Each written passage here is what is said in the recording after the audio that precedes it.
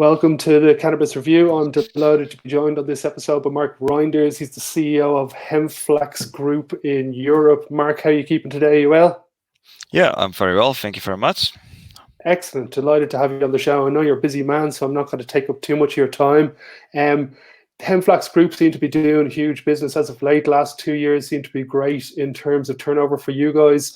What's the secret to the success that you've had at Hempflax? Is it the diversity of products, or have it been the timing that you guys have been able to grow at such a rate?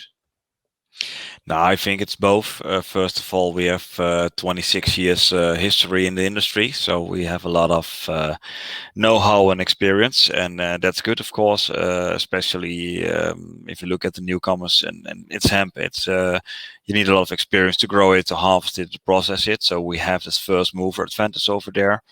On the second hand as well, our diverse portfolio of products, as we do a total crop valuation.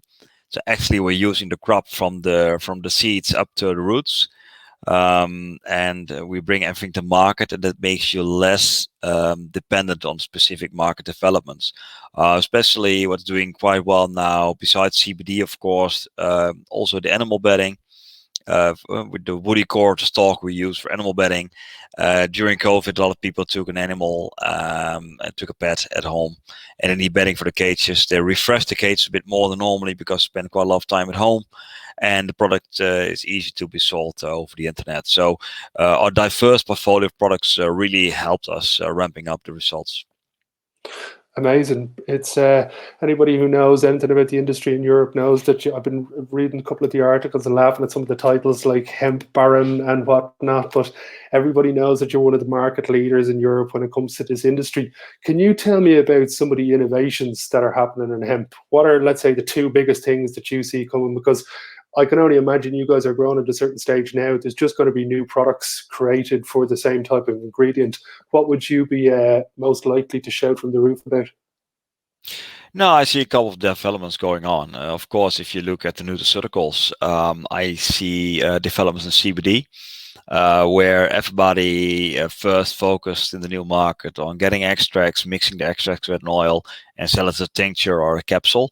I think that I always call them the first generation CBD products, and we are now in the second generation, or maybe already starting in the third generation CBD products, where CBD is becoming more an ingredient in functional food, or becoming more an ingredient with other ingredients like vitamin or other additives like herbs or curcumin and that kind of stuff. So it's really getting a development. On the other hand, for the fibers, we see a massive increase in interest for textile, where hemp can replace cotton. Cotton is from an environmental point of view, very polluting fiber, and water use, pesticide use, fertilizer use, and that's all those kinds hemp doesn't have. We don't use pesticides, we don't use artificial fertilizers, we don't use a lot of water to grow the hemp, and modifying the hemp fiber into a spinnable fiber on cotton lines could change the industry massively. The same is valid we see in non-woven industries, so disposables where hemp can replace microplastics. So textiles, disposables are very interesting trends to follow. Okay, amazing. Ireland is known as a construction country. We've got a lot of kind of global companies that play a role in this industry. The prices recently went up for construction. How do you see the prices comparing for using hempcrete compared to the regular overheads for building structures with regular concrete? Yeah, it depends a little bit on how well introduced the product already is in the country, in the market. If you ask a traditional construction company to use these kind of materials they are not familiar with, they tend to calculate extra costs for the risk or finding out how it works, or they use the freight for it. I know there are now already specialized companies in Europe working quite a long time with the materials, and they can build houses for very competitive prices. On the other hand, you also have to ask yourself the question: does a hemp house needs to be as cheap as a traditional house? In the end, is the total cost of ownership, not the cost of construction, but the total cost of ownership. So if you have an improved insulation value, you earn back the higher cost during the lifetime of the house because of the insulation, or keeping your house cooler in the summer, like what's hemp doing perfectly. You save a lot of energy cost on the climate control of your house, and in the end of life cycle. And I agree that not so many people are thinking about the end of life cycle of the house if you build a house. But to dispose all these materials again, the recyclability of hemp is much better, and you will save quite a lot of money there. So the total ownership cost will be much lower. On another one, let's say on the food novel act that we were talking about, is basically this going to be the next big gateway? Do you see all the big companies sitting at the side, waiting for a couple of the companies to get approved novel food license, and then they will be the main ingredient supplier? And are you guys in the mix to be one of those main companies? Yeah, we are part of the Novel Food Consortium of the European International Hemp Association, where we technically passed the validation. It's not published yet, but it's awaiting the tox studies. The tox studies have been started; they are designed, and they're about to start. And tox study takes quite a long time to complete. And I have to say, the FSA took their very pragmatic standpoint. Is okay, we will accept the novel food application even without a tox study, as long as the tox study is being initiated.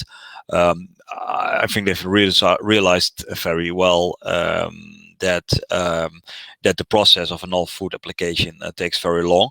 On the other hand, it's also being realized, if you're taking the products from the shelf, you can take away the supply, but you will never take away the demand. So and that means the demand goes underground, and then you lose complete control. So I think the FSA did a very well job there in regulating the market in order to try to safeguard the consumer safety, because consumer safety is the most important thing there is, and we have to be sure that the brands that are in the market are produced in a food safe and correct way. Okay, interesting. And do you consider now is the hemp industry the same as the cannabis industry to you in Europe, or are they completely separate in your eyes? To my opinion, it's separate. If you mention with cannabis the medical marijuana and recreational marijuana activities, and with hemp you mean industrial hemp, because in the end both are related in the cannabis family. But if I speak about hemp, I speak about industrial hemp. I speak about hemp below 0.2% THC. There are two different industries. Medical and recreational are growing mostly indoor operation, have other distribution lines, and full focus on the cannabinoids, psychoactive or not. Industrial hemp for me is really the total crop valuation. So you can take the leaves for extracting cannabinoids for food supplements, but you also take the seeds for food, oil, protein powder, and the fiber for many applications. So for me, hemp is really different than cannabis. Okay, and you guys have three different facilities for the agriculture of the crop. Do you guys see yourself expanding into different territories, or do you prefer the territories that you're in at the moment? They facilitate the different processes that the plant goes through. We have currently indeed three facilities, two decortication facilities, one in the Netherlands and one in Romania. That's where the first step takes place, growing the hemp and processing it into fiber and chives. We always do the growing. We always do 50 kilometers around the factory in order to reduce transportation distances and cost and emissions. And marketing the fiber and the end products, we do around 600-700 kilometers around the facility. So by doing like that, you get like a telephone network. You're trying to cover the European market. So with having a plant in the Netherlands and one in Romania, currently we have very good coverage of the European market and a part of the Turkish market. The third facility is in the southern part of Germany, where we produce insulation material. So the fiber is being transported to that place, and it being transported into insulation material. But insulation material is very light it's only 35 kilos per cubic meter, and most of the sales are in southern Germany and Austria as being part of the building systems they have there. It's more wood-based building, prefabricated wood-based building, where a natural fiber insulation product like hemp fits much better than any other synthetic or mineral insulation.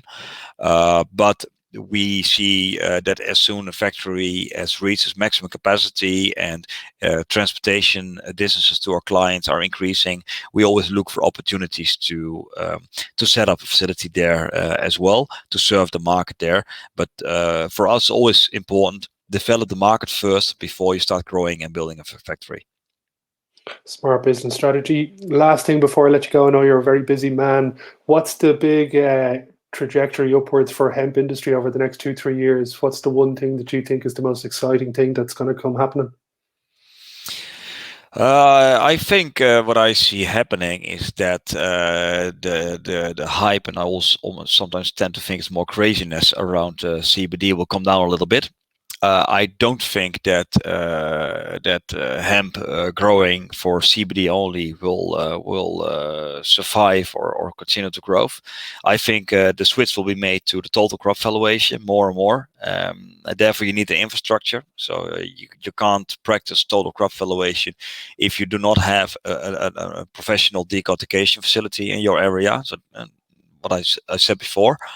But I see more and more initiatives coming up, trying also to capture the other revenue streams. So I think hemp was a big crop in the past till the prohibition came. After prohibition, it was a lot of pioneering, but I feel we are leaving the pioneering phase and we're really entering into the maturing, growing up phase. And that in a couple of years, I think the area of industrial hemp grown in Europe and other countries will only increase more and more, especially as the positive effect hemp can bring on fighting the climate change. And COVID caused a lot of trouble for us. I do realize that, but I think also it helped us, the people realizing that we have to change the world. And let's say, let us pick up this opportunity we have for changing the climate in a positive way and getting a green recovery with hemp. That's a great way to end the show. Having a low carbon footprint should be the main principle for every company, I think, now in this modern day and age. Mark, you're a busy man. I'm going to let you get out of here. Thank you very much for taking part in this show. It's very much appreciated, and have a great day, and hopefully chat again soon. Absolutely. Thank you very much.